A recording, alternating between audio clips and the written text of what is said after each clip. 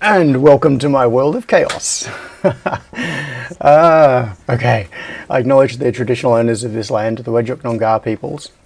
I pay my respects to their elders, past and present, and to Aboriginal elders and peoples from other communities who may be taking part in this live stream today.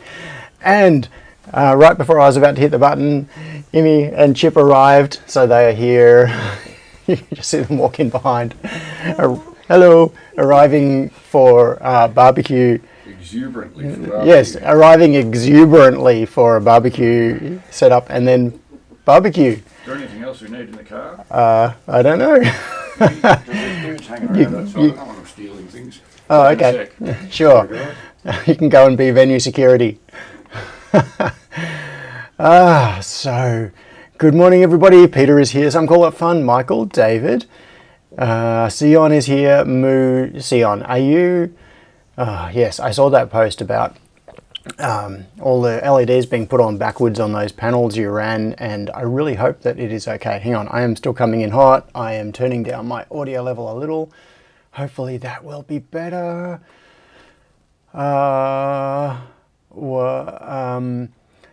Yes.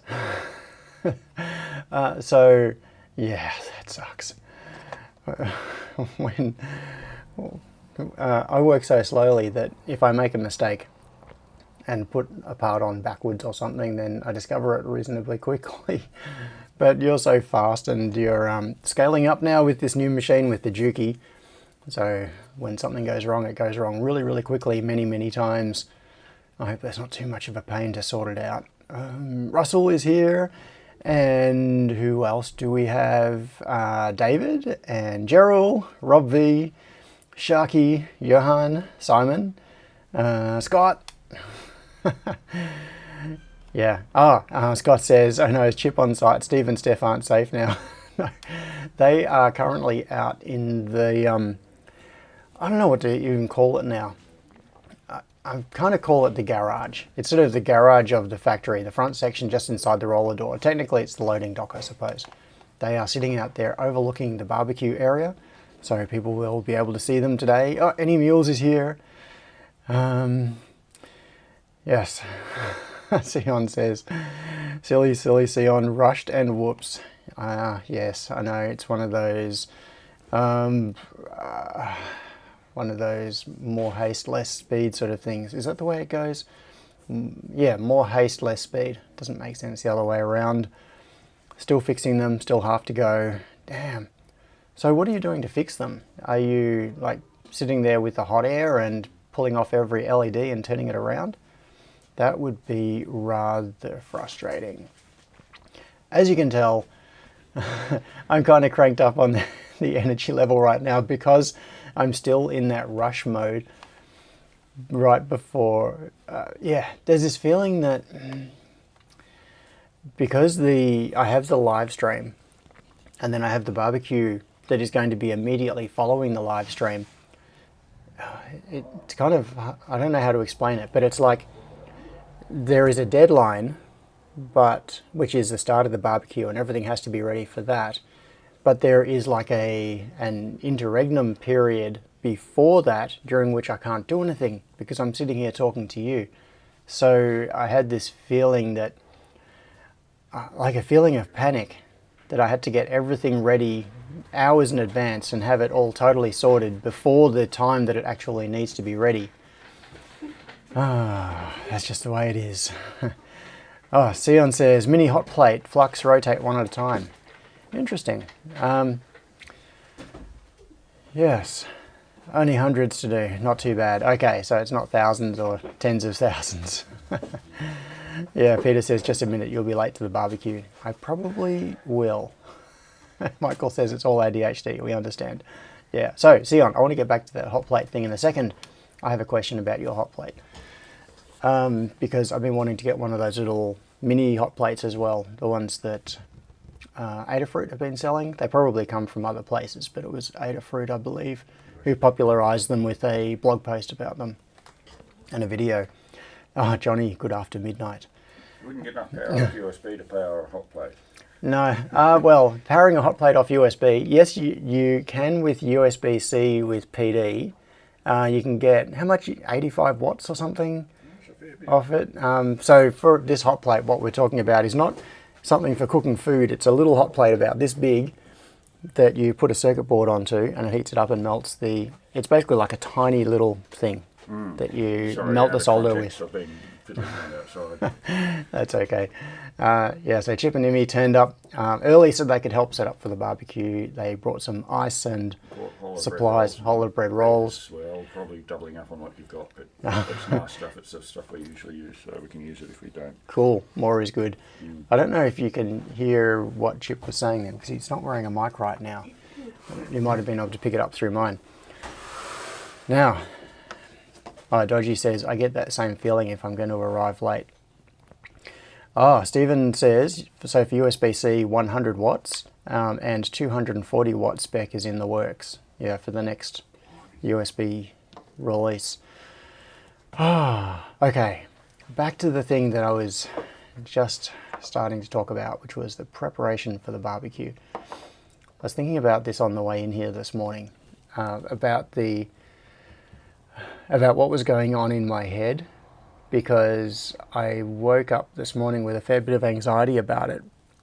And as many of you know, I have a kind of social anxiety, and I think a lot of it stems from insecurity and like just feelings that I'm inadequate, which is something that's come from childhood.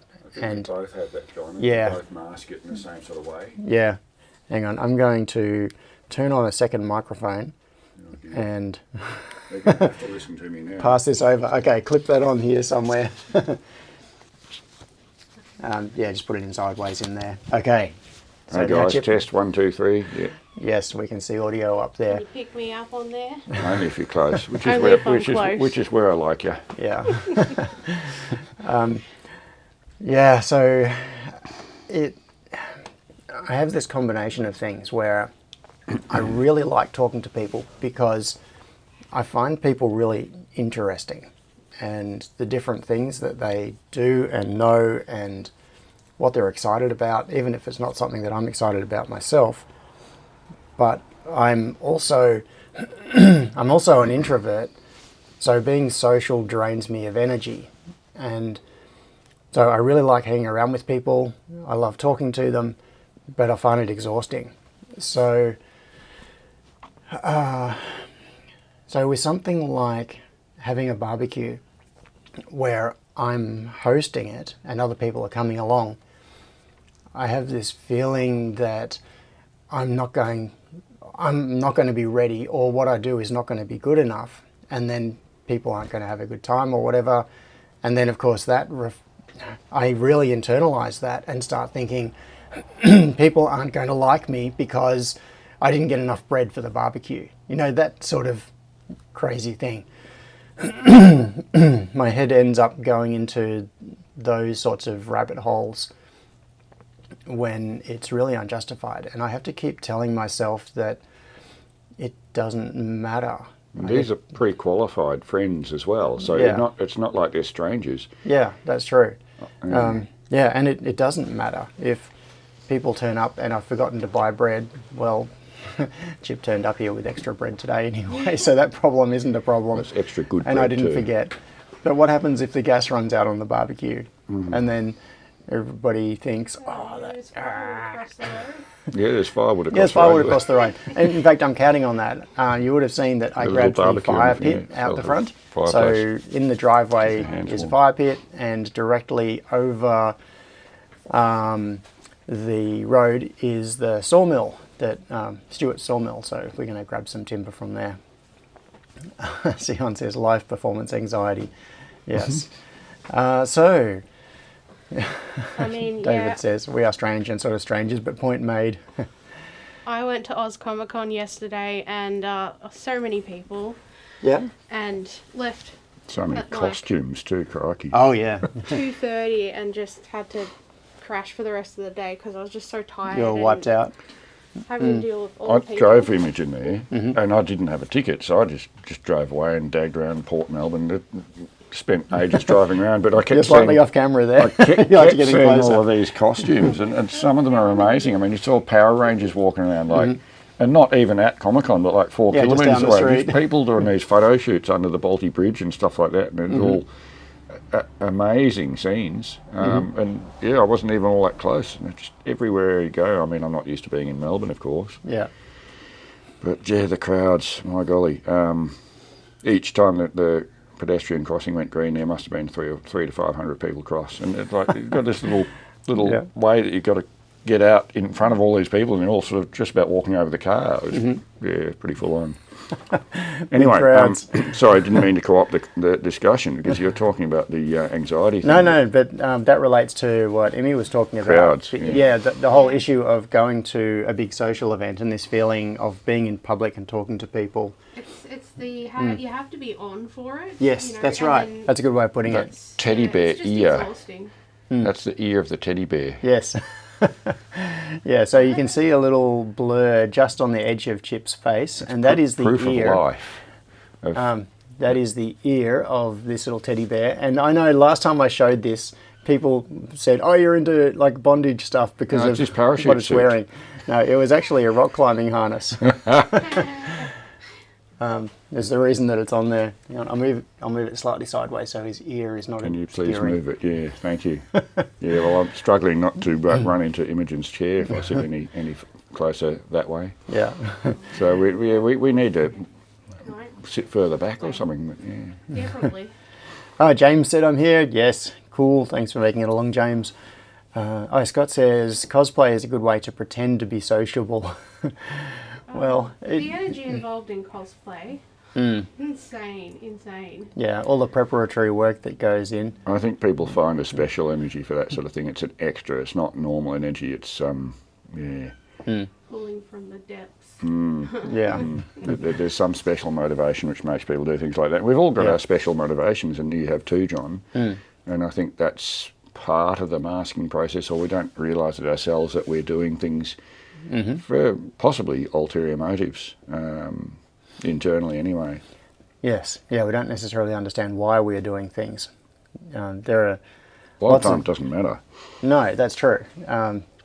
That is absolutely right. And part of it is learning to let go of things and realise that things don't matter. That's a really important lesson as well. Knowing what matters and what doesn't.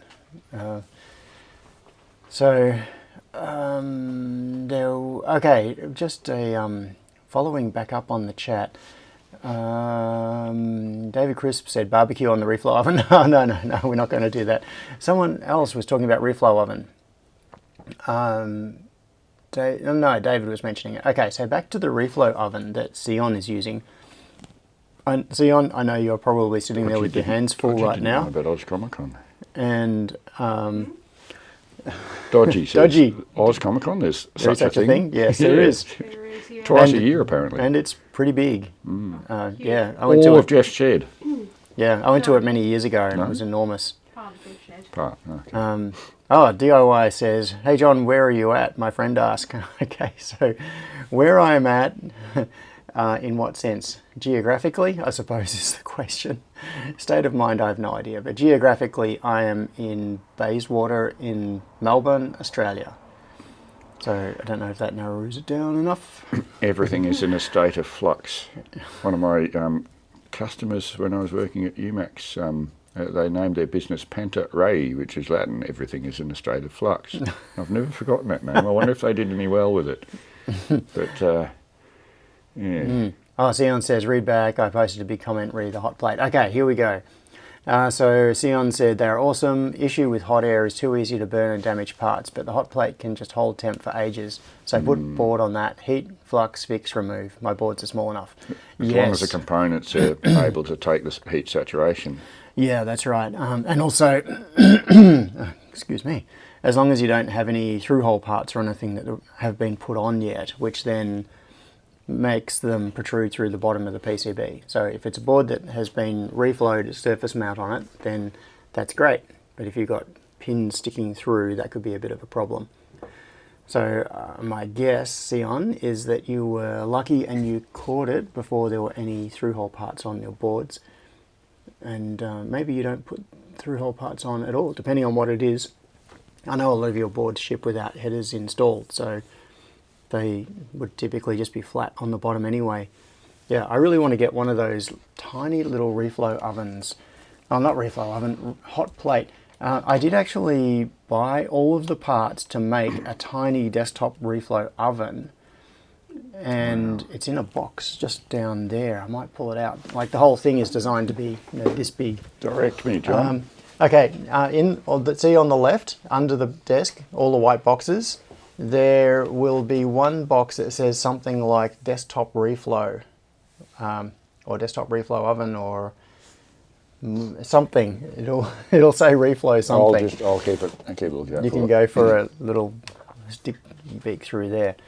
Adafruit mini hot plate. I'm just going to do a quick search here. Here we go. It's on the top left. Oh, you found it? Do you want the big red button box as well, John? No, I don't need the big red button box. It just looks fun. Yeah, that was something. Yeah, actually, that's a project that. Do you want to? I should put it over that side so you can show In fact, people I think the unboxing. Yeah, in fact, I think I have shown this on a stream before. I'll get to that in just a moment. So this thing here is the mini hot plate preheater with USB-C power supply. Yeah, I've been looking at this for a while and thinking how nice it would be to have a little hot plate like this. This is only, it's only like tiny. a square inch or so. Yeah, it's tiny. So you can just put a board on it, which means it doesn't take much power, doesn't take much space, and is also quite selective in terms of where it heats up the board. So if you've got a very small board, Xeon's boards tend to be really tiny, so they would fit like on top of this and barely stick off the end probably. But if you had a bigger board, so what I've seen people do is make a frame that goes around it as an extra support. So you can put a board on and then just put the part of the board that you want to heat up over this, and the rest of it sticks off, and then it's supported by the surrounding frame. Yeah, I am really curious, Xeon, if... okay, so Xeon said no through hole on these boards, but I use this on my Reflow Master Pro as well. With the small size of the hot plate, you can usually fit the non-through hole parts area on the plate and still use it for SMT parts. Nice. Yeah, okay. Yeah, because it is so small, you could get this into a part of the board and work around the pins. Yeah, and Stephen W says, I was considering the mini hot plate that Adafruit sell. Right. One way you could do... oh, Johnny says, that heat plate is overpriced and stupidly small. Just buy a 10 by 10 centimetre heat plate instead. Which might be approximately what I'm about to show you. So, yeah, the nice thing about this though is how well packaged it is. It's all self-contained. It's got the built-in PID controller, so it's got the temperature setting and the display on the front. Just plug it into USB and away you go. So super convenient. Like, you look at that as a self-contained package, it's so neat. So if you just want to heat up a small part of a board, this is fantastic. Overpriced. How much is it? Where is it? Where is it? Somewhere. So this was a post about when it was released. Okay, $100 US. Yeah. That is for yeah, $100 is kind of expensive, but for something that is so useful, I don't think that's exorbitant. I think that's okay. Sion says, it's a really great investment, much better than hot air, and this hot plate is not overpriced, much better than the bigger Chinese ones. I have a few and they're shit. Okay. Just made the number go Yeah. up. Oh, Johnny just said, it's a heat plate if Apple would make one. It's just useless. What? Useless? I don't think it'd be useless. Oh, George is what's going this? at the history Dodgy. of Bayswater. The history of Bayswater. Bayswater is located in the eastern suburbs of Melbourne and is situated near the Dandenong Creek. The creek has a broad, flat area that was reminiscent of a bay. Oh, does it? Okay. Leading to the adoption of the name Bayswater for the area. The suburb was established in the late 19th century and the name Bayswater has been used since then. Yes. Google plus history. Yeah, Bayswater. Oh, and Dandenong. I I talked about this maybe a year or two ago. The origin of the name Dandenong, and it is supposedly, this is a stretch of my memory, it's from a local Aboriginal word, which I think was Dandenong, or Dung, like there was no D in the middle, no hard D in the middle, it was like just hear the Dandenong. Aborigines quietly saying Dandenong. And it means high water or something, because there was a creek that flowed from Mount Dandenong down. I think that's the origin of the name, and then it got anglicised. Oh, Johnny says, I actually only use heat plate for soldering now. Michael said it's Aboriginal for Tirana on bricks. Yeah.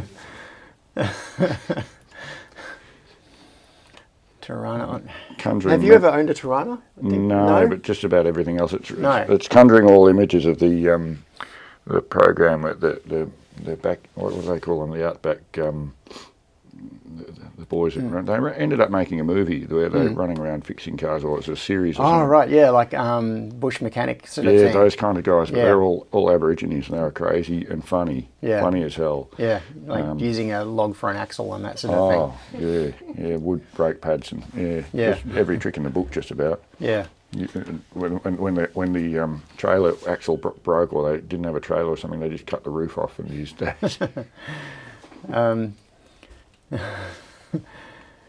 Truganina. Now it's okay. So direction, John. Which way are we going with all of this? I'm still on hot plates. Yeah. Key thing with these are they heat very quickly. They hold their temp really well. Even when putting a cold board in them, they drop and get back to temp in seconds. They have safety features. Yeah, so Sion is singing the praises of this thing.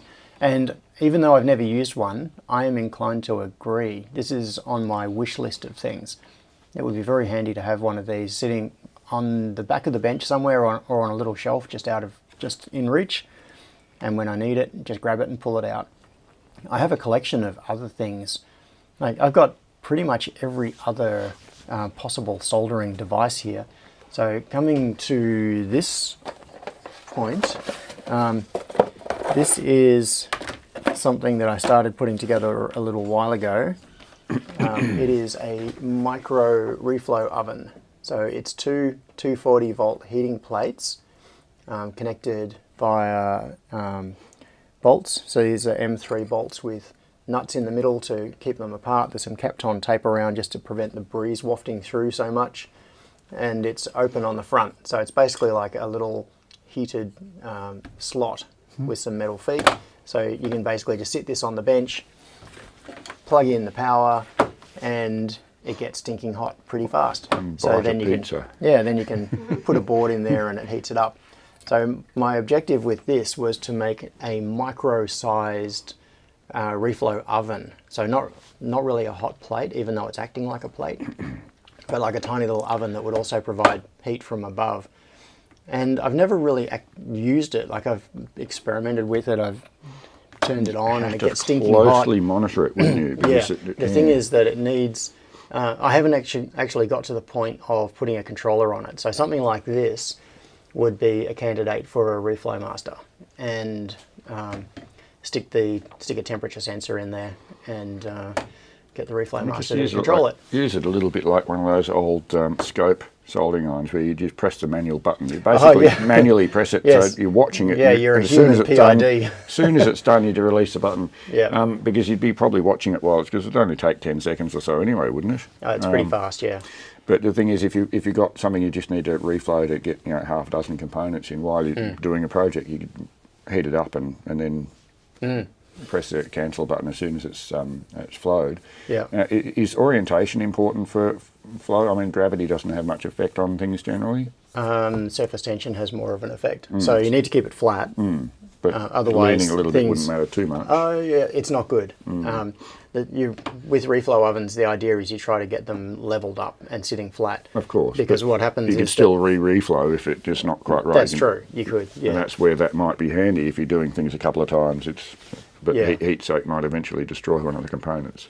Potentially. So another thing that I have I'm going to get back to Sion's comments because he's still raving about how good the flow oven is. The other thing I have on my bench, this camera is zoomed in a bit too much, but this is a preheater. Oops. With magnetic mounts on the top of it. So can I adjust the zoom, or is it? Yes, what I'll do is I'll take the zoom out a little. Yeah, because it's not a microscope. No. So this is a PCB preheater, and I do use this pretty frequently. Yeah, the IU853 preheater. It's not turned on at the wall at the moment. I've got to ask she who shall not be named to turn it on. And you can see it's pretty grotty. It's got flux and things all over it. But this is basically like a hot air gun, and the heat comes up through this grill. It's just that it's in a fixed box instead of being handheld, and it blows straight up. So what you do is grab a PCB. Where's a board? I've got to find a board. Okay, grab a board like this, and these little magnetic holders have got slots in the side, so they clip onto the edge of the PCB.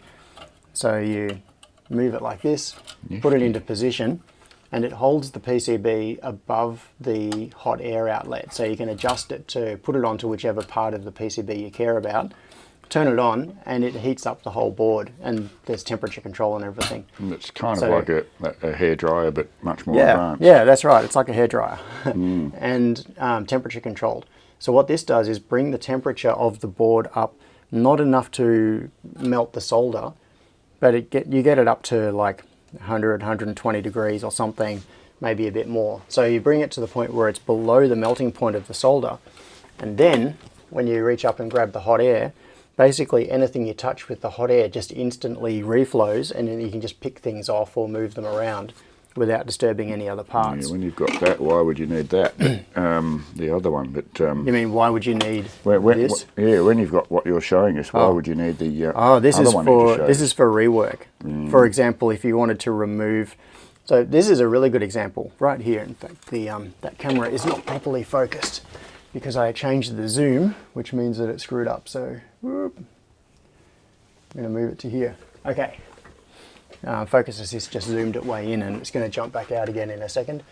But you can see there, the cover is off that Vroom module because this particular board was having some problems and I was messing around with it.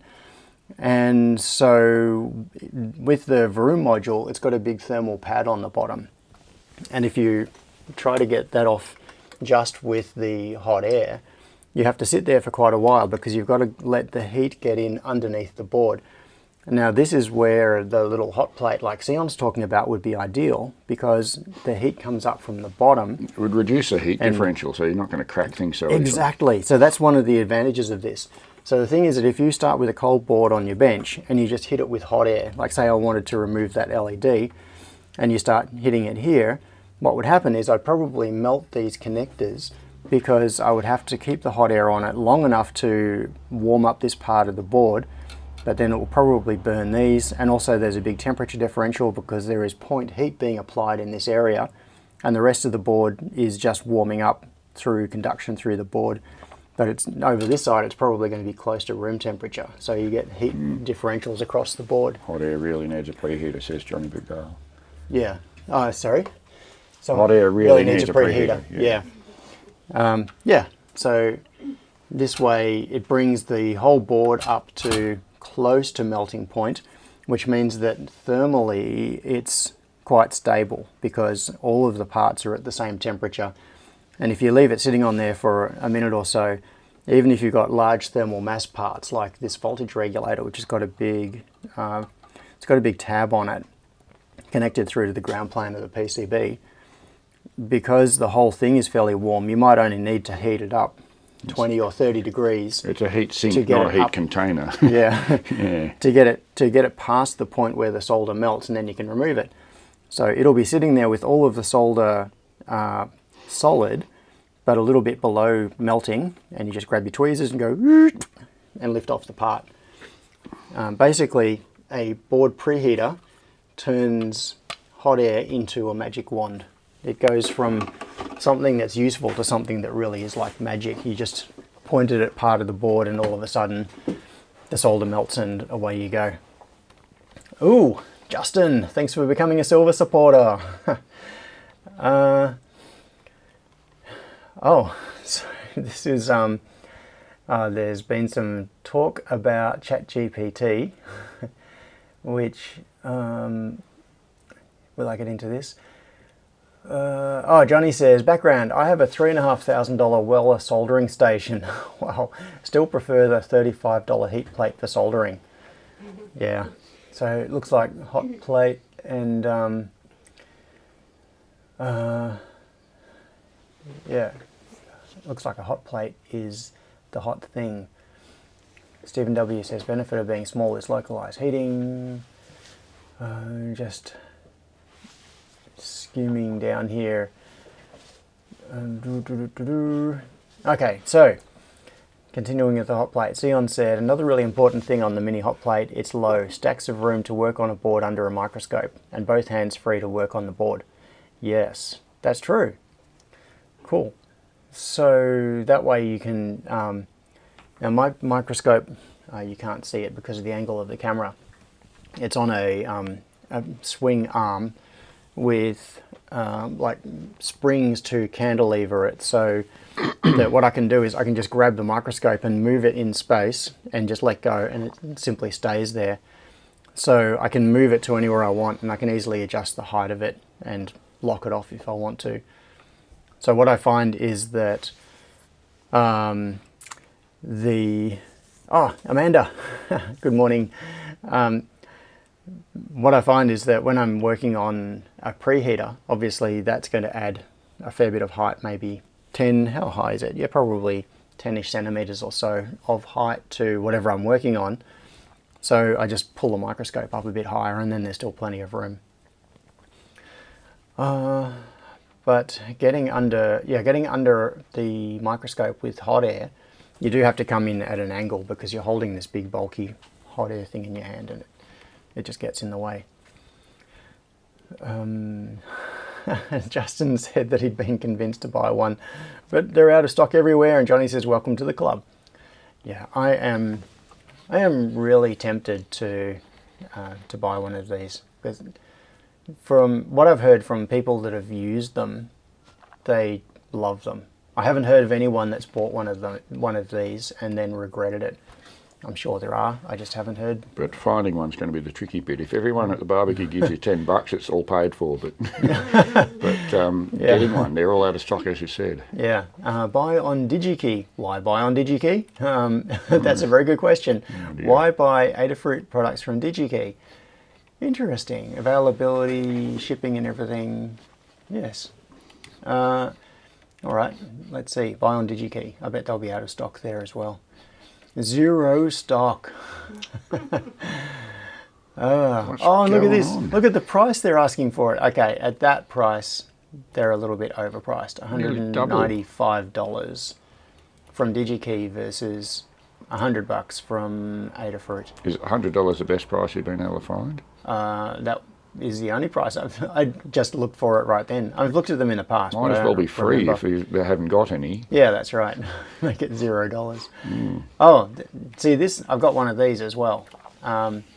So this is a solder pot. Like I said that I've got just about every soldering appliance under the sun. So I also have one of these. You put a bunch of solder in here and turn it on and heat it up. It takes ages to heat up because of the mass of the solder.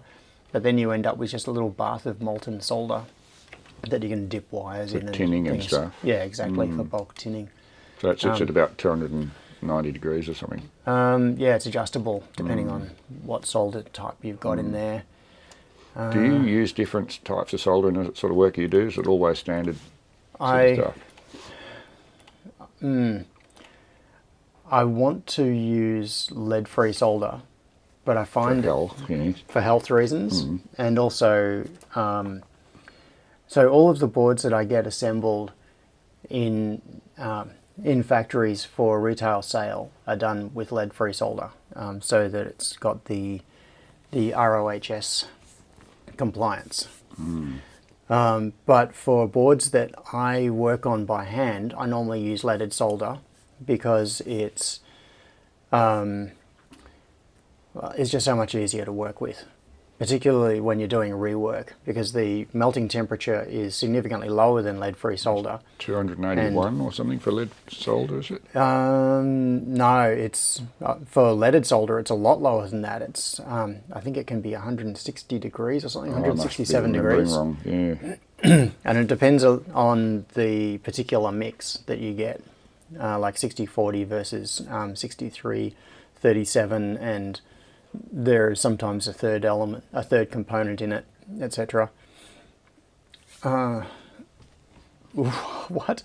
Stephen W says, put in 120,000 USD order last week, and ouch, the dollar being low made it 190,000 Australian.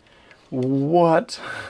That's painful. Oh, what on earth are you spending 120,000 US dollars on, Stephen? Was this an order with DigiKey? Johnny says, good thing about DigiKey is the low limit to free freight. I tried to end up with like $100 too low for free freight and just add some Adafruit boards to get over the limit and basically free stuff. Yeah. Oh, Johnny says, yeah, $10, not 100. It's enterprise networking equipment. All right, that's what you're buying. Yeah, that can add up rapidly. 120,000 US dollars could be. Sorry, I'm distracted because I just heard sounds from out in the factory, and I bet it's Lachlan. For a moment, I thought it must have been someone in the driveway, but I thought it was woodwork people. Oh, it could be people over at Yeah, the it's just sawmill. someone collecting wood. Oh, okay. Yeah, it could be Lachlan. It sounded like it was Turning up out the back as well. Yeah, no. Bless you, John. Does that I should have cough, hit mute. Yeah, I was going to say, does that cough mute button affect both of us? Yes, it does. Handy to know. Where were we? We were talking about soldering stuff and Australian dollars. Yeah. Are you putting that down? Okay.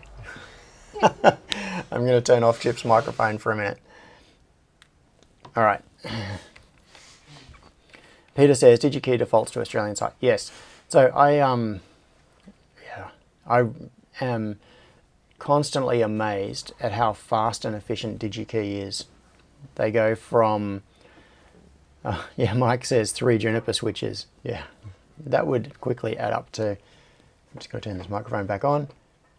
Thanks, sorry, it's probably making big clicky noises when I put it down, was it? Just check whether it has turned on. Yes, it has. Oh, Johan, you made it along.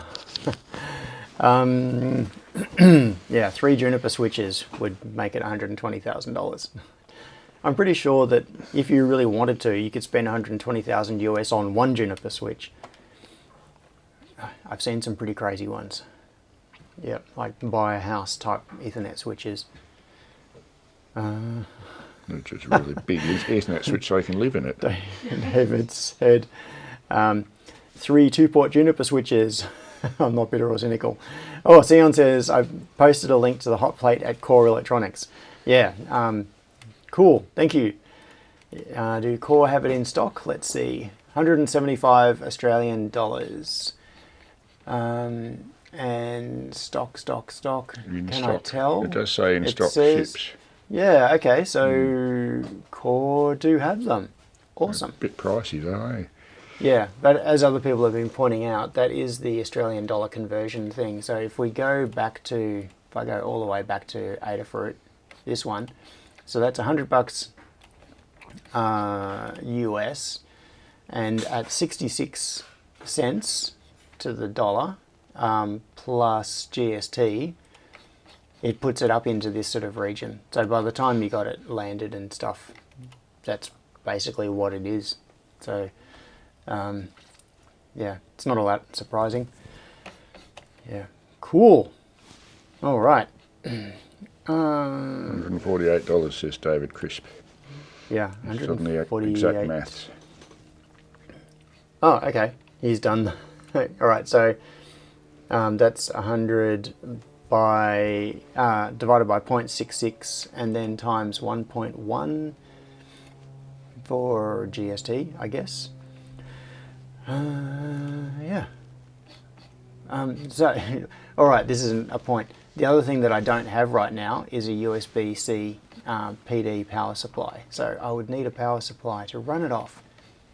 I thought at some point there was a version of this hot plate that didn't need USB-C, because I'm just not, well, actually I do. I've got a, I think I have a USB-C charger for a Mac, like for a laptop. I don't even remember. I add another 3% for currency conversion, says Dodgy. Yeah, so yeah, by the time you add all of those sorts of things up, and cause overheads and those sorts of things, this price compared to this price is perfectly reasonable. So I don't have a problem with Core listing it for that. That's fine. That is a sensible price. But I know a lot of people here watch from overseas, and US dollars make more sense. So $100 US is what they go for. By definition, they're the same number of cents per US dollars as any other dollar. That's why they use the word cent. A cent. Sorry about the nitpicking. Cents to the dollar. Yes, you're right. Dear. A cent meaning 100. Now you've got me started. I'm going to be silly now. Justin C says, was just under 200 New Zealand dollars to the door. Peter says, Australian warranty makes it very worthwhile for Australian purchase. Yeah. Yeah. Yes, commercial rules are pretty good here. Yeah, I'd rather buy from Core than from Adafruit. So, Core are good people. What was I doing? Okay. Other things. I'm thinking about other soldering devices. So I have, in the past, I've also used the soldering iron tips that are, it's like a twin tip soldering iron that you can use for doing things like removing parts that you need to heat up both ends at the same time. But I haven't actually used those for a very, very long time. I've got them around somewhere. I haven't pulled them out literally for years. And I just found that they were kind of clumsy and unnecessary. So for quite a while I had two soldering irons on my bench, and I could dual wield the soldering irons, like one in each hand, in order to remove things where I needed to heat up both sides of the part at the same time. But then over time I've ended up using larger and larger tips on soldering irons, and probably just through practice I can now use a single soldering iron to remove parts no problem, even when they've got two pads that need to be heated up. Sorry, I just wanted a proof of life. I'll put them back. I didn't even notice what you were doing. Yeah. And You've got to have a little proof of life segment for every session. yes, proof of life. So they're back out overseeing the barbecue now. This chair's pretty interestingly bent. Is it? Yeah. Oh, that's one of the dodgy chairs. Yeah, that one is one of the less reject chairs. There are a whole lot of others that were thrown out. I'll readily pick them up off the side of the road. I suppose what I can do with a couple of them. Right. I need to reset my brain. What track are we on? And what time is it? Hang on. 10:44. Okay. 44 minutes into the stream. And I don't know what I'm talking about. Soldering stuff. Yes, Sion. Yes, you're right. I'm lost. All right, what are we going to talk about? Do you have anything you want to bring up, Chip? Or does the audience have anything you want to bring up? And also, yeah, Jordan says, there is no topic. Imogen. Imogen. Yes. Do you want to talk about anything? Stephen says, feels like lunchtime already. Well, the lunchtime preparation is mostly done. So, for anyone that is coming along to the barbecue today, it's going to be basically after the live stream, so like 12:30 or so. And if anybody is still wanting to go, and Aaron says, can we go remote and see the latest in the cleanish room? can we go remote? I actually don't know. Let's see. Yeah, what if, changes have you made since, because you've had some problems with the NBN and things. I don't know what changes you've made since then. Let's see if DroidCam is going to work today. This is a horrible way of... let's see... DroidCam. All right, I'm going to change inputs on... hang on, I'll point the camera over here. I have no idea if this is going to work, so I'm going to change that input source and see what happens. Do we have video? Do we? No. Oh, I see. Okay, I know what's happening. It's because the setup is screwed up in... From camera 8. Yeah. What I can do is go to... I will manually override my macro and go to that. Okay. Is that going live? Nice. Yeah, so this should be going live. Hopefully you can all see this. The frame rate seems a bit lower. Yeah, the frame rate is pretty bad. Do you want me to drive the camera while you... Yeah, in a moment, but I'm just going to slowly slide backwards. So moving back, my point of view... I was just sitting there at the computer, and I think Emmy is about to walk in. Here she comes. Hello. So that is my desk where I was just sitting, and then there is the view through the glass just there, and because of the field of view of the phone, I've got to stand a fair way back from things in order to get everything in, and I actually can't see what I'm looking at. Because the screen on my phone doesn't show it. Oh, there it goes. It's woken up. Okay, so this is looking in through the glass into the cleanish room, and you can see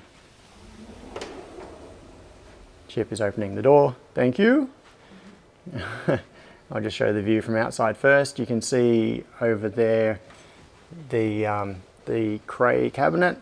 So it looks very clean. I don't want to walk on that. No. Well, there are shoe covers down there, but if your feet are kind of clean, then it should be all right. So that is one of the cabinets from the Cray J90 supercomputer from Bureau of Meteorology. And I've just put some RGB LEDs in it, so it's just got networking gear in it at the moment. And you can see in there, there's a cable hanging down in the way. You can see the pick and place machines in there, so I'm going to walk in across here. And so you can see that the room is actually in a kind of usable state. I have just been getting this machine up and running. I'm going to come down and turn on the power. There we This go. actually looks rather extraordinary now. So this is this is KO1, and just down there is my old Ubuntu desktop machine, which is running OpenPNP. The screen is turned off at the moment, so you can't see anything. But this is the one that I've been messing around with. You can see in there is a camera that I've replaced. It's got I can't even remember what it is now, but that is the camera that is recommended for use for OpenPNP. So I'm doing video capture off the camera that is inside the head, so that's the down looking camera. And then down here, there you can see there are that's the four-way camera array, which used to be mounted there looking up, but that's been removed because I'm not using it anymore. I'm just using a single up camera instead of the 4-camera array because at the moment OpenPNP doesn't support camera arrays. It's kind of coming. It's been under development for a while, but it's not there yet. So here we've got the other two Jukies, and not Jukies, I wish they were Jukies, they're KOs. Over the back there you can see Mickle Make It, which is the homemade pick and place machine, and that is still in active use. So that was running, when was it? On Friday. A bunch of boards ran on that. And here you can see the reflow oven. Right now it's not plugged in. You can see the cable coil down underneath it. And down there is duct, which needs to be connected onto there and taken up for fume extraction. So it's been rolled into place, but it's not actually running right at this moment. Down the back, you can see that there is a desk that's just been put into place. There is the top of another desk that is going to go into that corner. And what's their purpose, John?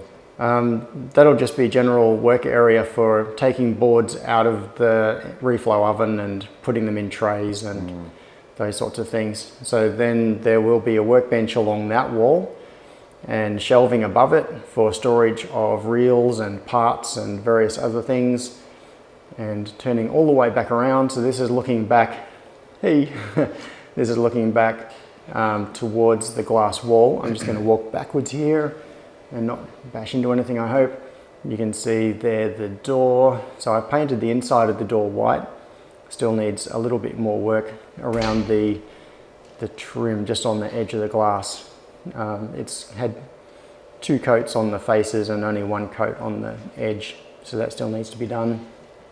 And I need a little bit of gap sealant and stuff just around the trim, and then LED strip to go all the way around it, RGB LED strip, which will show things like the status of the pressure differential, like whether we have a positive pressure differential compared to outside air.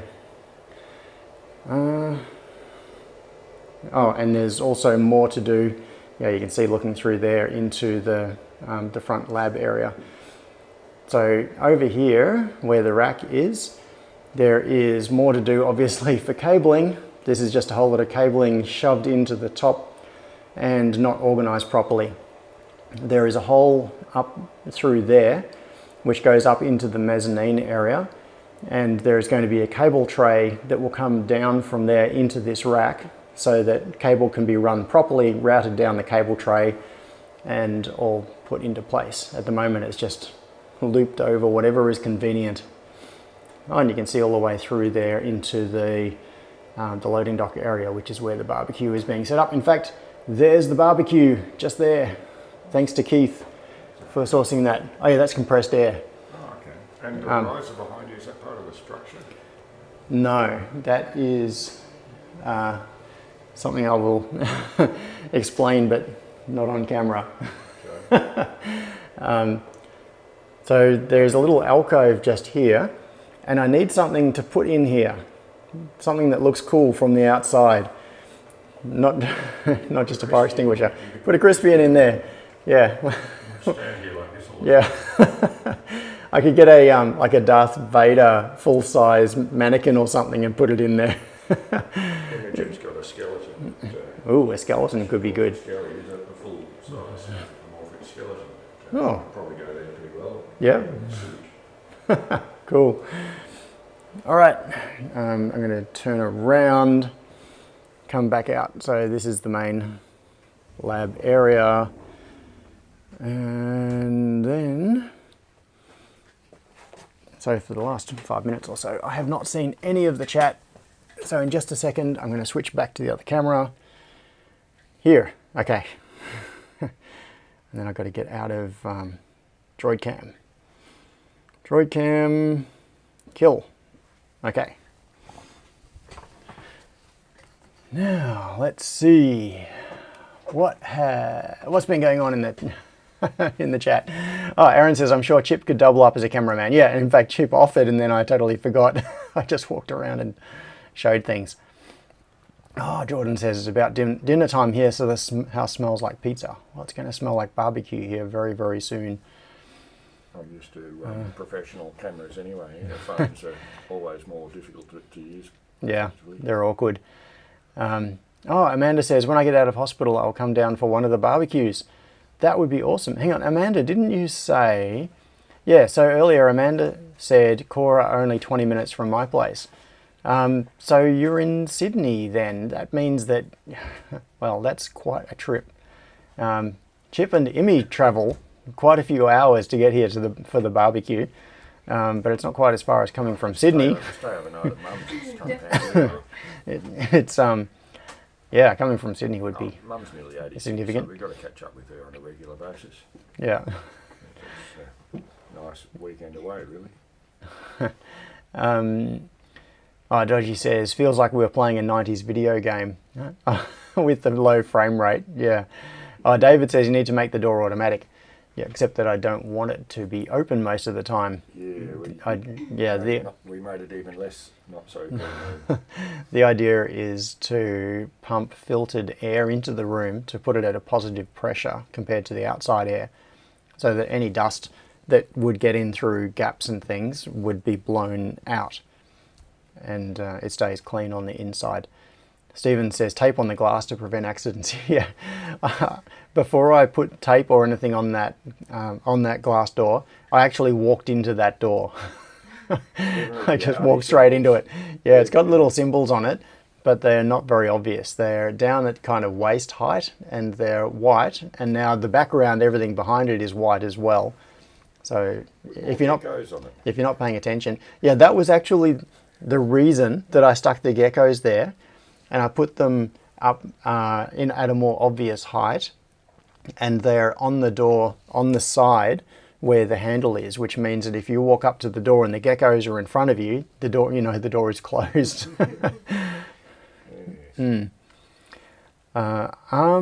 Asked. Scott says power the door and add Star Trek sound effects. Yeah, yes. In fact, I think it was Cable Tie. Someone was saying that I need to just play some ambient sounds, and sent me an audio file. No, what was it? It was a link to YouTube. It was 1 hour of ambient Starship Enterprise deck. What was it? Bridge. Ambient sounds.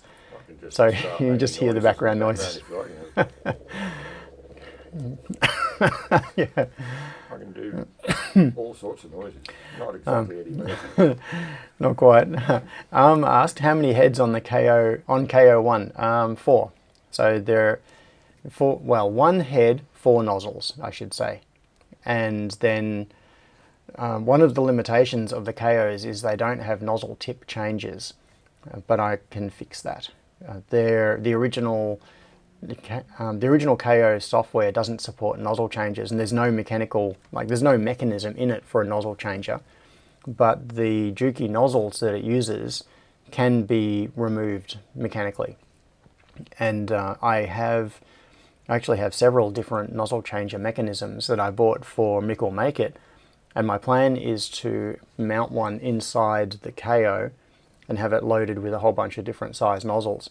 So the KO has 1 head that can move with 4 nozzles on it. So the relative positions of all of the nozzles is fixed. They can't move relative to each other.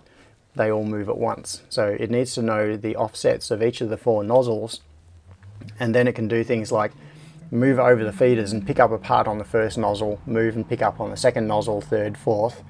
And then it goes to the camera, and then it checks the orientation of each of the parts in turn on the camera, and then it goes over to the board and puts down each of the 4 parts in turn. So it has 4 nozzles, which means you can have different size nozzle tips loaded on each nozzle, and you can pick up different size parts, or you can have them all the same and have it pick up all 0603s or whatever you want on each of the nozzles. So yes, and Stephen says, does it need 1 PC per pick and place machine, or can the 1 PC do multiple pick and place machines? Technically you could do multiple machines, like multiple pick and places with 1 computer, but there are some limitations. The main issue is video capture. So what I'm doing at the moment on that machine is I have 3 USB connections to the machine. One is the USB connection that goes to the OpenKO adapter that I made, which is USB on one side and presents the machine using a G-code interface. And on the other side, it talks the KO proprietary protocol, and it makes the machine move and go to all the places that you want it to go. So that is how the motion control is done, is through 1 USB connection. Then there are 2 video capture sources. One of them is the camera, which is fixed in the bottom of the machine looking straight up, and that has a USB interface, so that just plugs directly into the computer. And the other is the downward looking camera, which is in the head of the machine, that has a composite video output. And so what I've got is a capture device. I've got a video converter that takes that video signal and outputs it to HDMI. Then I've got an HDMI to USB capture device which goes into the computer. So the computer is processing those two video streams simultaneously and doing OpenCV and all of those sorts of things. So if you had one computer that could handle say 4 camera feeds and 2 motion controllers, then you could make it run. But you would also need to run 2 copies of OpenPNP, because OpenPNP itself, the software, doesn't have a concept of multiple machines. It only has a concept of it is running and it is connected to a machine. So what you would need is to run a second instance of the software on the computer. Technically, you could do it, but it's just not worth it. It'd be too much of a pain. There would be too much risk of things like the configuration for one machine being loaded by the other machine, and then all of your calibration is screwed up. So, yeah, better just to have a separate computer. Yes. He can't make it to the live stream. No, no. Keith told me earlier in the week that he can't make it this week, which is very sad. So the barbecue is Keith's donation. So thank you to Keith for providing the barbecue. Oh, Aaron says, looks amazing, John. Well done. Well, thank you. He said this is not working. I guess oh, yeah, it's turned off. Does it automatically turn off, does it? No, it's just turned off at the moment. I wonder if it... Okay, I'll try turning it back on. I wonder if the battery went flat, because this is not one that I normally use. Seems to be on... I don't know, that LED is blinking, and I suspect that means that the battery is getting low. Just USB. I can get a battery and charge it up if you want. That will do it, but we'll do it while it's turned off, Anyway, because distractions. that's okay, because otherwise it puts noise in. Yeah. Human skeleton with muddy boots. Yes. Sorry, I'm scrolling back up in the chat here. So yes, a skeleton with muddy boots on to go in the corner. So that's a reminder to people as to what happens if you go in there with muddy boots. yes, you end up as a skeleton. KHT said, what are those devices on the walls? And Stephen said power boards. Yeah, so those are all 6-way Z-Wave power boards with control and monitoring on each output. Oh, Johnny said, show the roof. Sorry, I didn't see this until after I was out of there. So there's not a whole lot to show. It's just the metal. Well, it's got the Dexian beams going across, which you probably would have seen, the white beams. Can you put that camera back on and put it in picture put it little, and so you can continue doing your thing, and I can go point the camera at things while you're doing it? Not without messing around with the config on the 8M, so I won't do that now. Again next time it'll Yeah. improve anyway. Oh, Peter said Steve's treehouse. I actually kind of like that idea. This is an idea for what to put in that corner. Squirrel treehouse. A squirrel treehouse. Yeah. What I really like, what this reminds me of is, I don't even know what. Yeah. Okay. These things. I'm going to. I don't even know what search terms or anything to use for them, so I just search for tiny world in wall. You know, this sort of thing. This is a people build little things. So this is like a kitchen. You can see there's a fridge in there, and a tiny little computer. Wow. Hang on. Oh, that was not what I was trying to open. That. Okay. Yeah, but you can see the scale of it. It's like a dollhouse sort of concept. So there's a little monitor in there, it looks like. And yeah, the detail is incredible. There's a little model aeroplane and a microwave, and inside the microwave you can see there is a bowl of something on a plate maybe. Okay, yeah. And yeah, the fridge, and there's the computer over here, and it looks like it's running Mac OS. You can see it's just booting Mac OS. Looks like it's got the dock across the bottom. But you can see from the scale of it, this is all fitting inside a PowerPoint. So it's a PowerPoint. And is that one? Yes. So Oh, wow. yeah, if you just look at this picture, you would think, oh yeah, that's a photo of someone's bedroom. Look at this. There's the air conditioner up on the wall and the lights and Read the clock, 8:30. yeah. But then look at this. There's Sunlight coming there's in someone's too. hand. So that shows the scale. It's like a tiny scale thing. And there's a little room down at floor level. What else can we see? Oh, yeah, I'm not going to play these videos, but they are really, really cool. Anyway, that whole idea of make it in that alcove, we could put in a squirrel treehouse. It could be like a little place for them to live. It's a long way back on the chat. Yeah, that's the sort of stuff you've got to do if you're Japanese. You've not got nice space to do regular things.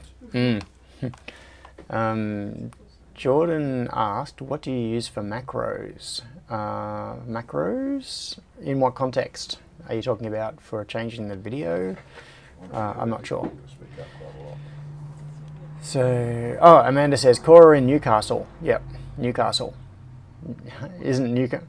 All I know is that they're in New South Wales, which means they're in Sydney. New South Wales is a small place, isn't it? Where is Newcastle? Okay, let's... Straight north of Sydney by about 90 kilometres, I think. Really? Oh, okay, yeah, so it's just a suburb of Sydney.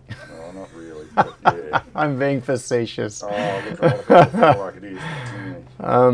It's a hell Okay, of a so- run going up there. The traffic's horrible up that highway. Always horrible crashes. So it'd be kind of like the equivalent of going Sydney to goes west mostly, not like north. Ocean Grove or Geelong or somewhere like that. More like Geelong. It's definitely separate. Yeah, okay, so it's a separate place.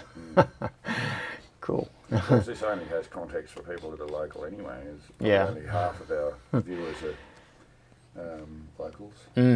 Yeah. Aaron said, will your wall mount TVs above the sliding doors show live view of the PNP up-facing camera, etc., or potentially PNP/production stats, etc.? Yes, that is exactly what I have in mind. So I have...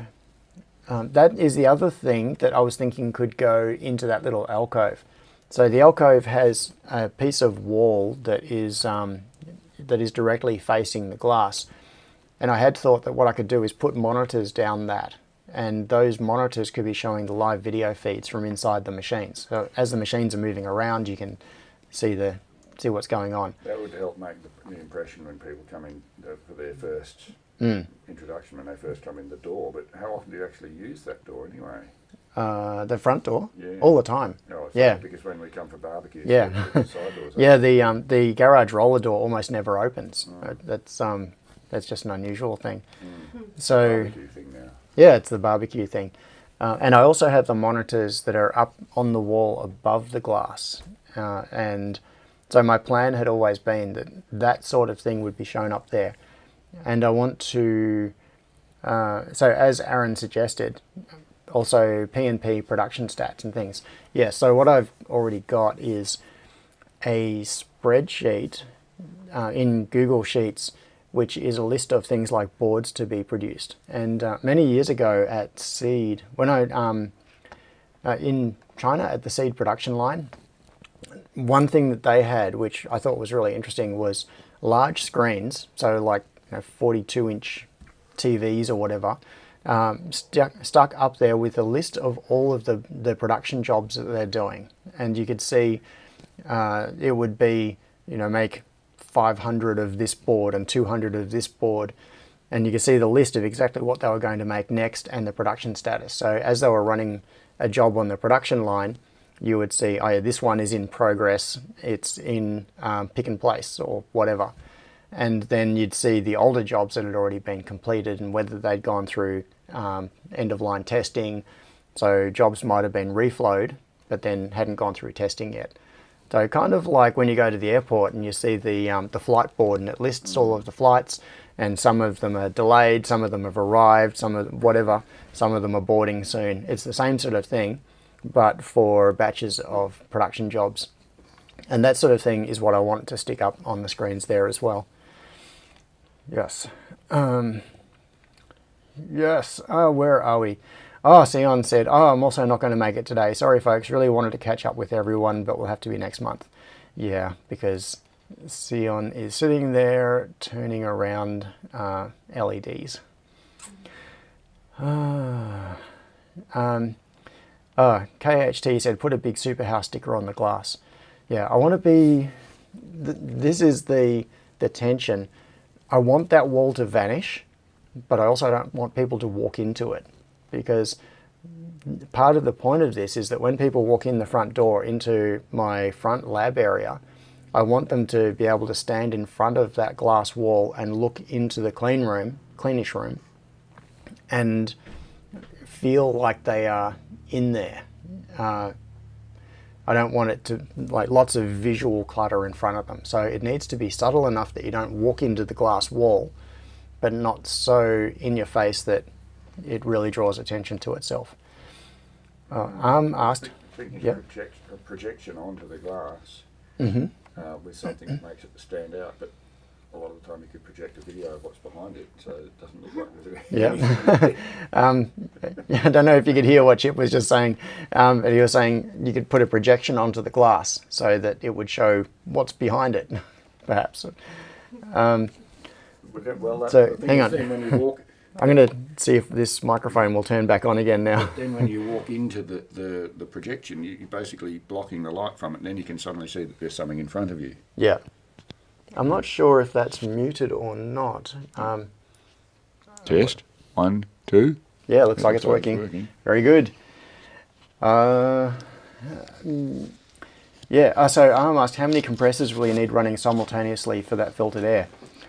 Doesn't need to be a lot of pressure. No, not compressors, just a blower, like a basically a high volume, low speed fan. Like one of those ones in the big Macintoshes, the big silver Mac, power Mac, what do they call them?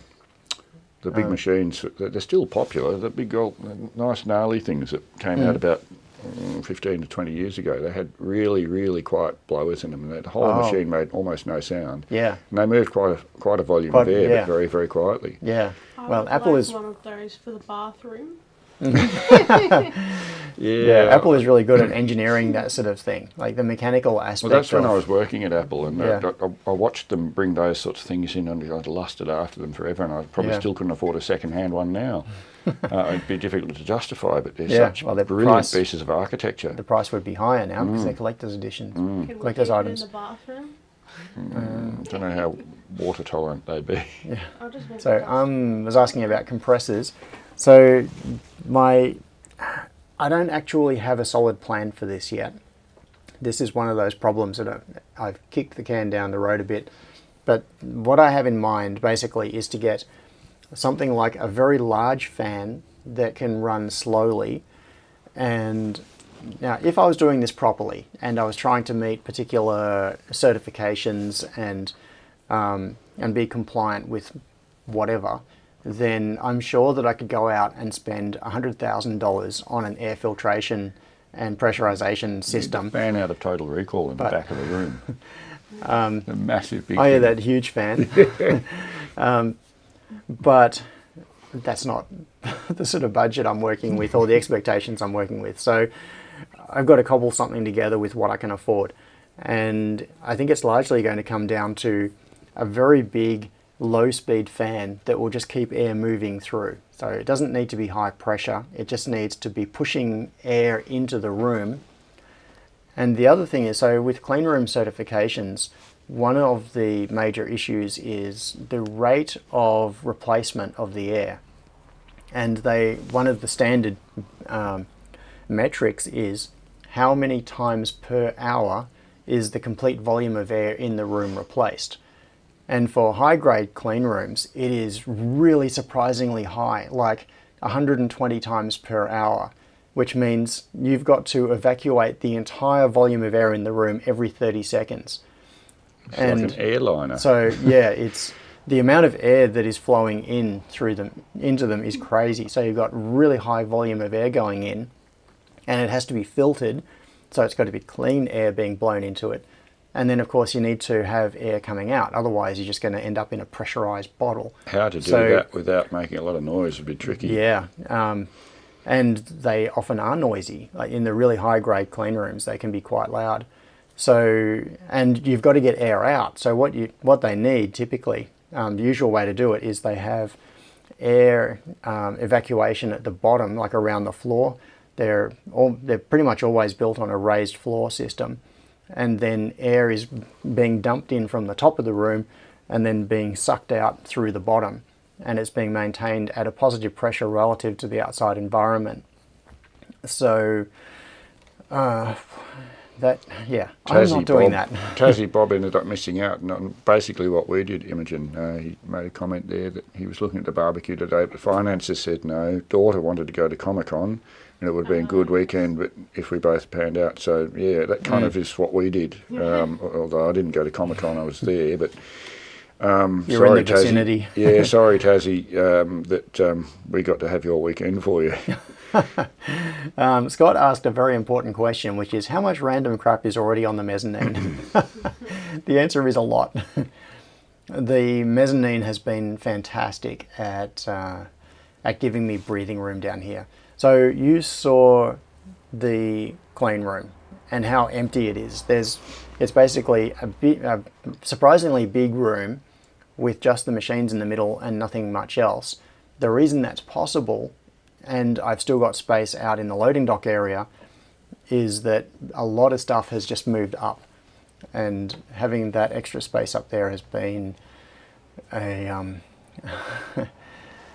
really boon? big boon. Yes. Thanks, Chip.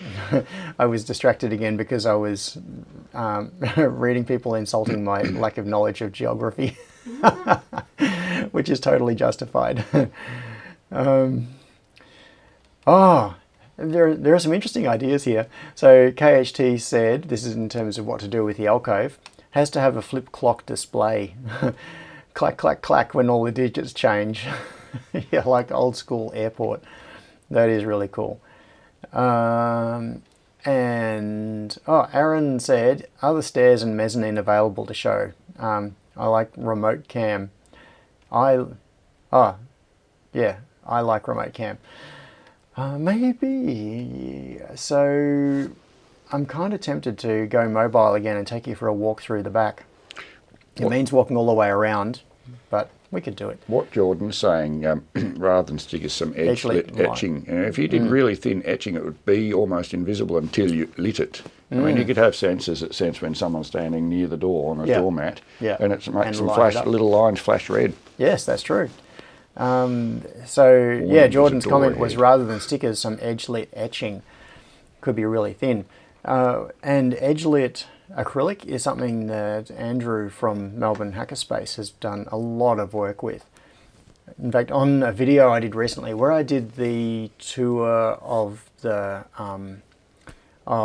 Maker Fair earlier this year, in that video you can see some of Andrew's work where he made things like the Skipping Girl sign and animated it, and it was all done using laser cut acrylic, which was edge lit with LEDs. It looks amazing.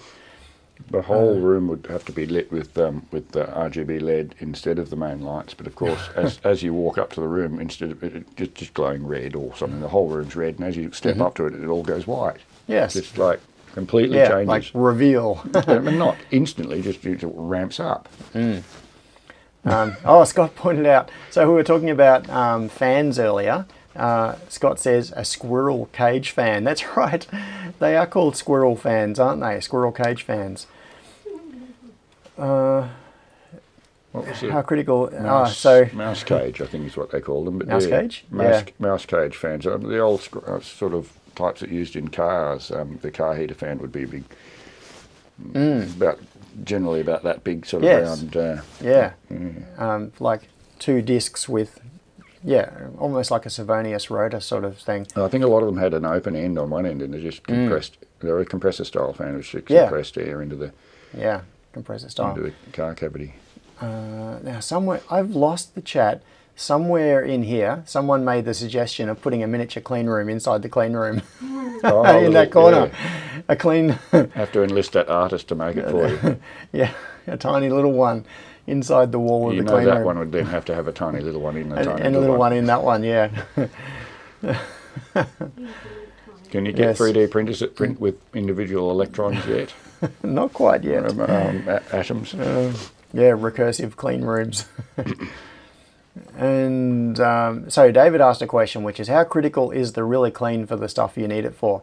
And the answer is not really. I am not trying to meet any particular standard here.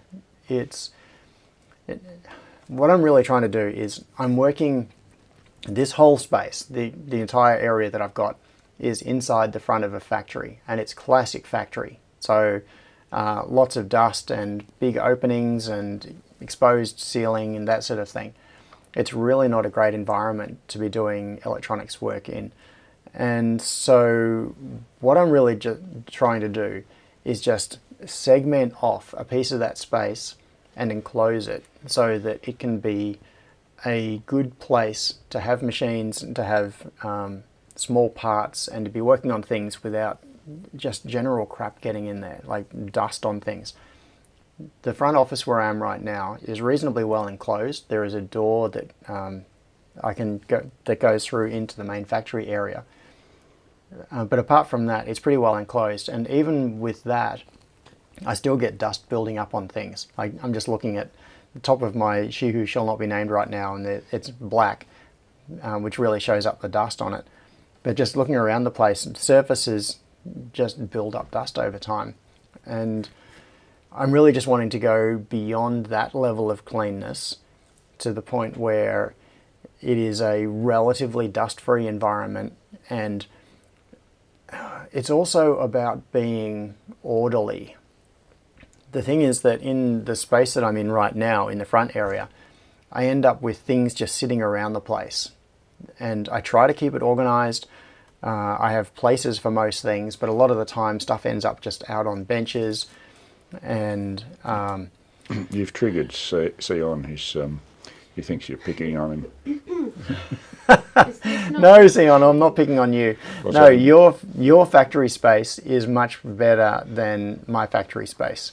No, you're working in a.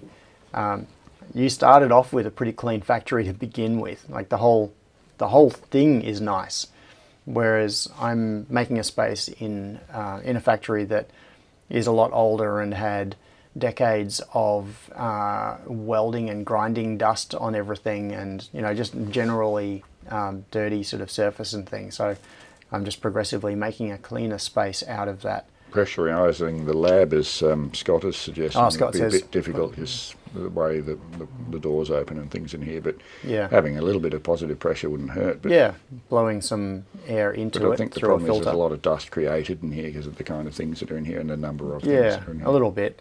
Yeah, so the thing is that in this room, we do activities that do generate mess and waste. And the idea is that in the assembly room or the cleanish room, we won't do those sorts of activities. It'll be for... it's also about creating an environment where things like the humidity and the temperature are more stable, because in the factory itself, the temperature just goes crazy. It's a very big open space with a metal roof, and in winter it's freezing cold, and in summer it's stinking hot. So the temperature goes through big fluctuations between day and night as well.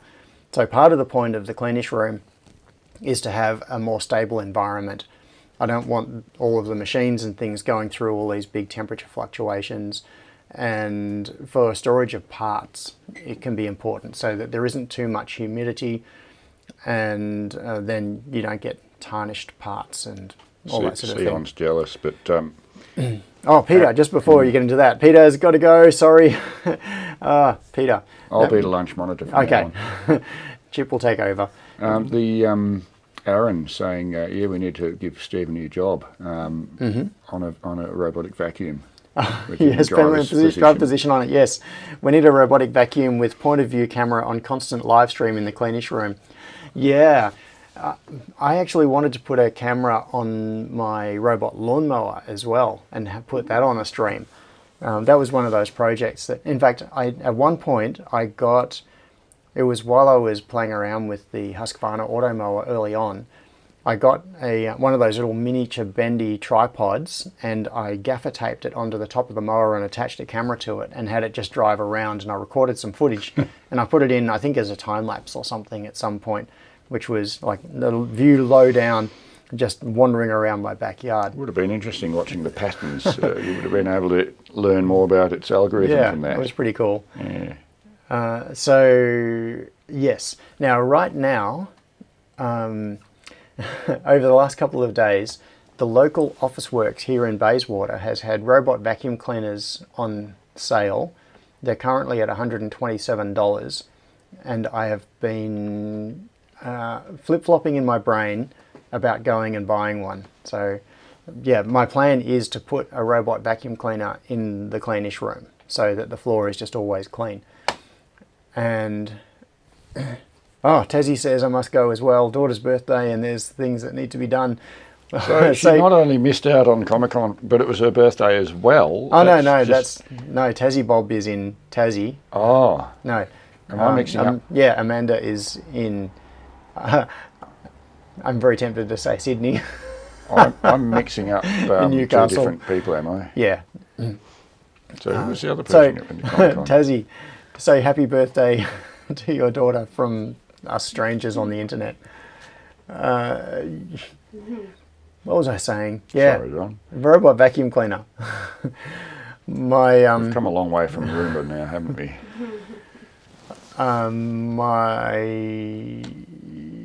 My plan had always been to put a robot vacuum cleaner in there, and yeah.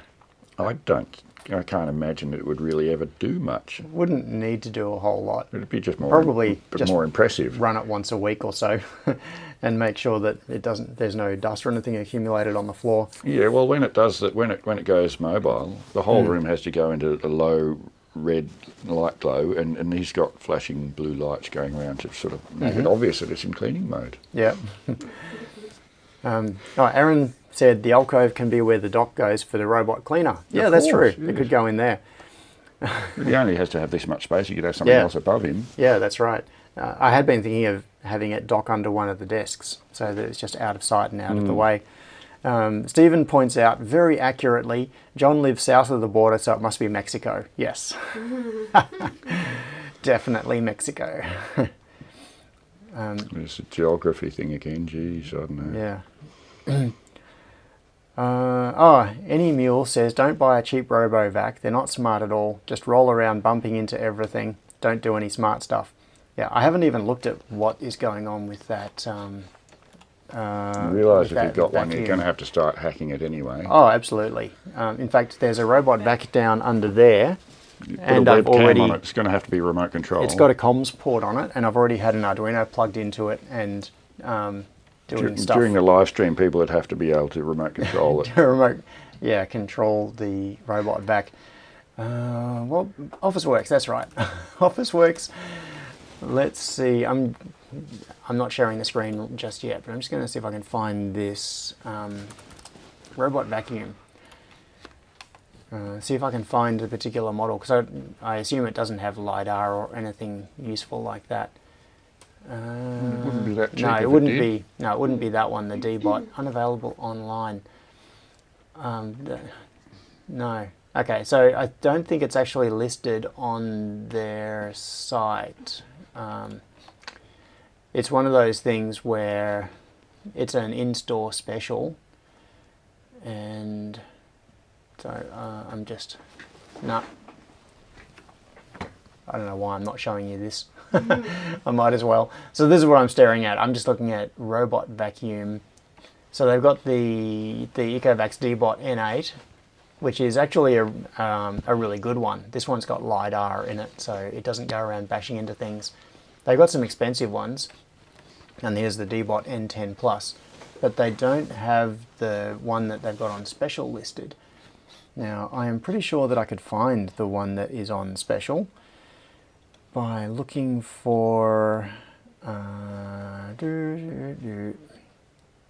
just wondering which one of these, not that one. I'm going to take you off that view before I start opening Half an hour to lunch. Windows. Half an hour to lunch, okay. Where doing Peter's is job. my... I've got too many tabs open. Not that one, not that one. Oh, maybe it is that tab. No, it's not that tab. I mean Windows with tabs.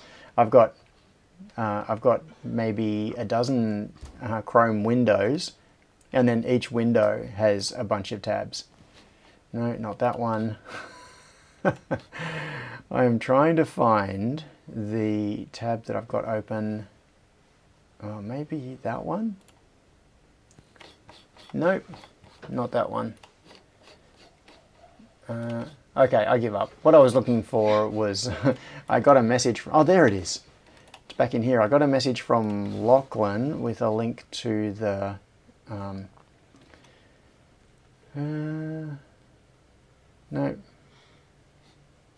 I don't know where it is. Office Works, yeah, I don't know.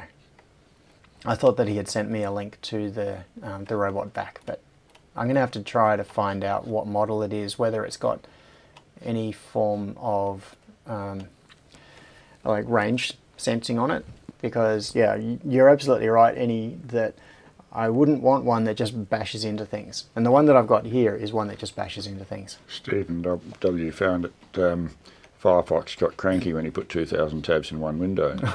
I think I've got about 100 open at the moment, haven't I, at home? Yeah, I do find every now and then one of them sucks up some resources for no apparent reason. You have to systematically go through and close a bunch of them until suddenly it starts working properly again. Free up enough memory. But only every few months or so. Yeah. Andrew pointed out, surely you get dust and stuff from the parts, tapes in the feeders, etc. Yeah. So eventually, yes, the floor will need cleaning from time to time. Just spring cleaning every probably spring would probably be all you'd need to do to get rid of that sort of dust. Yeah, probably. Just go in there with a bit of compressed air. But I do like the idea of putting a robot vacuum in there. Aaron said you can create a dumb waiter in the alcove to send stuff up to the mezzanine level. It would be a cool project, creating a lift. Earth would you do that at the top end? You'd have to have a floor yes. in the ceiling that popped up as well. Yes, that's right. So it'd be like a box that moves up. Yeah. David said, everything needs to be hacked. I have a shore feed cat feeder that I want to hack and a shore flap cat door I want to hack so it only opens during the day. Yes, I have a shore flap cat door as well, and I have messed around with that. And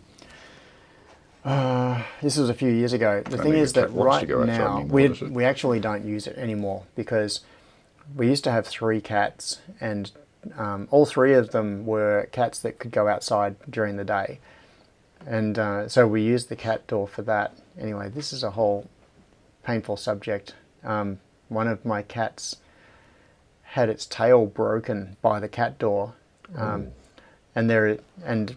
had to be amputated. But that was because the cat was too smart for its own good. So there is a flaw in the design of the shore flap cat doors. The way they work is that there is a little knob that you twist to change them into different modes, like whether it's in only or in and out, or in with the RFID identification, etc. So you can specify, you can set, for example, at the end of the day, if you want your cats to be able to come inside but then not get back out again, you can put it into that mode. And the way the little latch mechanism works at the bottom, so it's got a door that is hinged from the top and that swings either way. It can swing either way depending on whether the cat is going in or out. And then at the bottom, there are little things that come up and lock it. So you can either block it from swinging in, or block it from swinging out, or block it both ways. So it's got this little mechanism. The problem is the mechanism that stops it from swinging in is like a little finger that comes up in front of it and blocks it. And at first glance, you would think it's a great design because it is mechanically blocking the door from swinging in. The problem is that we had a cat that was very anxious, and she desperately wanted to be outside. And she knew that the cat door was the way to get out. So when the cat door was in its locked state and the little pin was engaged on the bottom and pushing up to stop the door from coming in, she would scrabble at the door like crazy, trying to get it open. And she would push down the pin at the bottom, and just by pushing down on it by accident, by scrabbling on it. And because she was doing that, she would bounce the door, and the door would bounce towards her. So she was trying to get out, and the door would bounce in, and then be sitting on the inside of the catch, latched open, and she would claw it open and climb through. But what she was doing was climbing under the door that was hinged towards her. So the end result is that as she went through, the door would close because it was spring-loaded. She probably stood on that and protection thing as well, on the actual latch. Yeah, it could be. And that's what allowed it to then fully close rather than just almost close. So the door would close on her tail as she was going out. And one time, it ended very, very badly. So she wouldn't have liked cat flaps after that. No. So the thing is that the design of the door could be fixed mechanically, and it could be made so that you can't push down the tab from the inside and bounce the door open. It's not the sort of thing where they should really be able to be opened at all when they're you could have bolts or tabs come up inside the door if it's got a bit of thickness. That's for true. when it's fully locked. But how to do it when it's half locked? How do you do a directional lock? That's the trick. Well, you could have more of those tabs, and some parts of the door have got little recess on one side, so it would be able to open. I don't know, that would mean that the tabs are less of a thing, and also if you don't have them on the bottom on the side, they're less likely to get that actuated by an animal, especially if they're recessed partly in the door. Yeah. I should go get a job working for, who are they? Shore flap. Yeah, it's one of, what this reminds me of is the classic situation of quality of testing, like in a software context. You know, there's that classic joke of a test engineer walks into a bar and orders one beer, orders -1 beers, orders infinite beers, you know, just to see what's going to happen. Put in all of the rubbish input and try all of the things you're not meant to try just to see if you can break the system. What AI is going to be doing. And, it's so what Louis the cat discovered was a failure mode of the shore flap door that the shore flap probably had never even considered. Well, Andrew Ruthven said my cat worked out how to bounce the cat flap open, but it's set to ingress only as well. So it's probably not all that uncommon. And what bugs me is that these people, you and Andrew, may not be feeding back to the cat flap manufacturers to say, hey, look, this happened, so that they can... They may not ever know. Yeah, I mean, it might have happened dozens of times. Yeah. Oh, Scott said only about a dozen browser windows, amateur. Yeah. No, that's a dozen browser windows, but then each window has multiple tabs in it.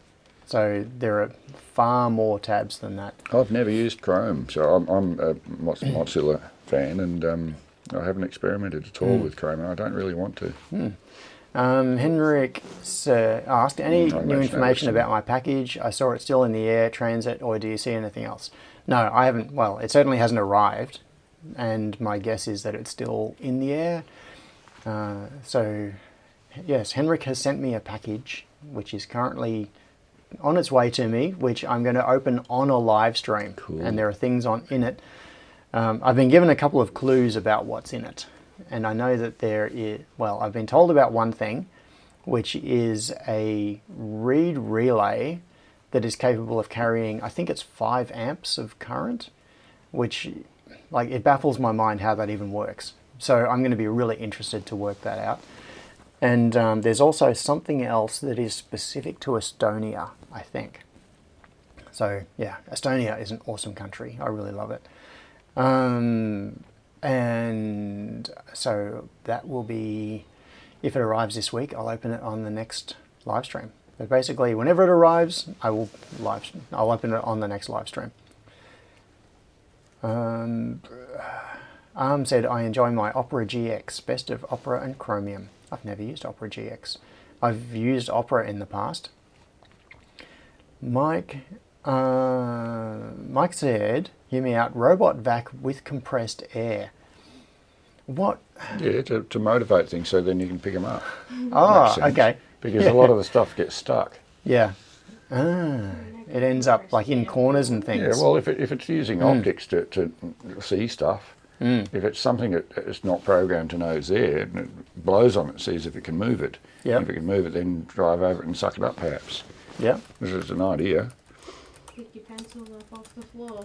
Well, yeah. If there's anything on the floor in that room, it's either going to be known about or it's a problem. Now, I just saw Andrew said, a mate has developed a PetHub Local tool for the Shore Flap kit, and I have just looked that up. Awesome. So PetHub local cloud of the Shore Pet Care, Shore Flap Connect series of pet devices. Oh, okay, so it's classic uses the DNS Scott Miller poisoning. also said, right in the middle of the screen, Bureau Nothing has been working on a big dog door that opens with a linear actuator. Yes, that's somewhat true. relevant. Yes. There have been some pictures put in Discord of Guru's project. So he's got I think he's got 2, I may be wrong, but I think he has 2 very large dogs.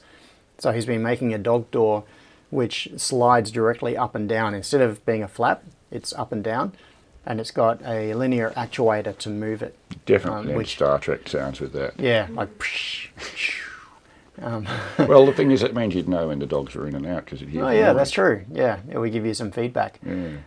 So after poisoning your DNS for hub.api.shorehub.io and installing this package, then everything is managed from within your network and doesn't use the Shore Pet Care cloud service anymore.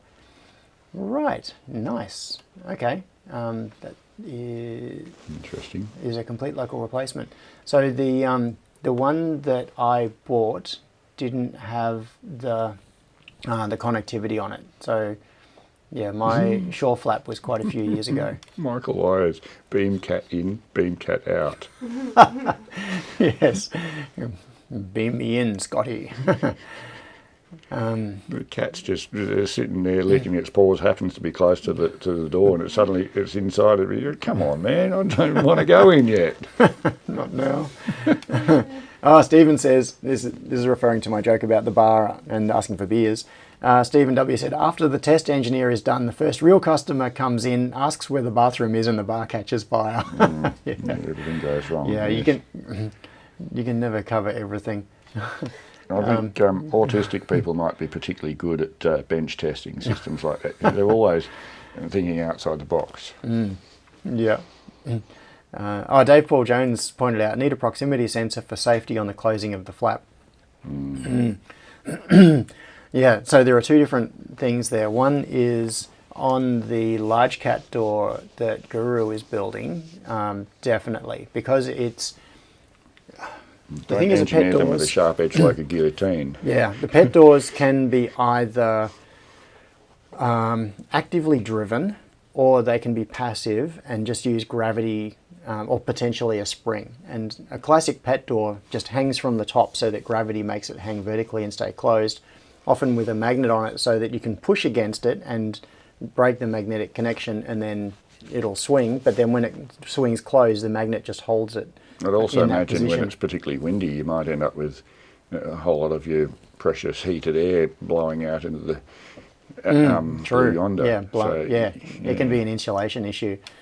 But if you are actively driving the door, then you could have made a guillotine. So in that case, it's like a garage door. You really need to have collision detection or object detection, so that if there is anything in the path of the door, then it simply won't run. Well, that means you could use a garage door controller for it too, because all of that stuff's built into the algorithm. Or Yeah, pressure I sensing. wouldn't want to do that. I would rather, so you could have a contactless sensor. The way garage doors generally work is they're measuring the current drawn by the motor, so it's detecting the current rise for collision detection. But the problem is that it can actually push pretty hard until it gets to that point. It's safe from the point of view of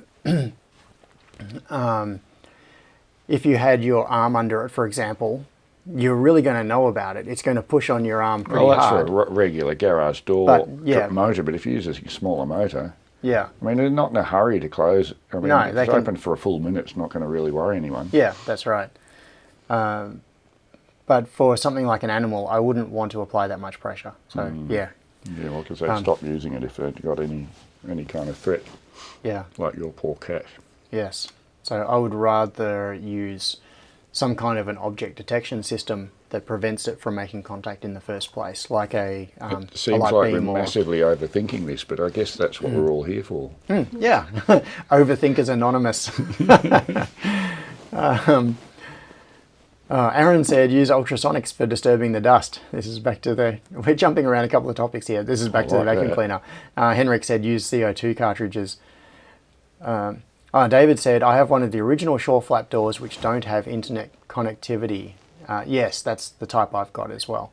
But with a bit of hacking and an ESP32, then you can give it And internet of course, Mike had connectivity. to mention the Schrodinger's cat. Yes. It's both inside and outside. Mike, the cat is both inside and outside until measured. Oh dear. Yeah, says, my father had several fingers crushed between two garage door slats. He smarted for weeks. Oh, yeah. Yes, ouch. Yes. Yeah, the garage door safety is kind of at the level of, it doesn't mean it's not going to hurt, it just means it's not going to kill you, or it's not going to really seriously damage your car if you have your car under it and you try to close the garage door. But for something like a pet door where an animal could potentially be under it, I would not want it at that that level of it'll hurt like hell but it won't kill you sort of thing. I would much rather err on the side of it is never going to touch them in the first place. I'm just So, looking at the details of the helicopter that just flew over. oh, flight tracker. 1,200 feet, yeah, Augusta Westley. No, this is ADSB. Yeah, ADSB. That's a flight tracker. big bird. That thing, yeah, it's a private one. Yeah, like 11 days now. That is They must be following a KC-30 or whatever the refuel is. could be. Well, there was that Dave Paul Cessna that James. stayed in the air for 64 days. There's a Cessna Oh. that they did this thing. This is in the old days okay. before they had in-flight refueling. They had Yep. to fly down low over a little ute and feed fuel up to it, and a bloke would That- catch the line with his hand. That sounds insane. 60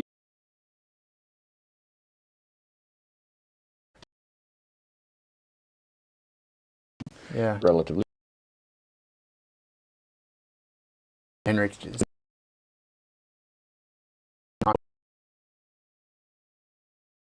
At this stage, giving that. It still So, says 80% cache, so I'm not sure how Yeah. it buffers when it's at that. where is the cache? There. No, that is the cache on, and it's Data. going up. That's the Yeah. local cache. It's Yeah. almost run out of cache. How does Aaron put his buffering written upside down? I don't know. That's pretty cool. Some of you soon. Buffer is full. Okay, so So it's nothing to do with that. yeah, the internet is now dead. That's probably because I stopped The No watching Bloody Network, right?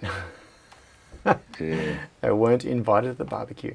Okay, so hopefully this will catch up with the buffer, and I what will I'm seeing see online. you. Yes, definitely off. And I will see you all later. Bye.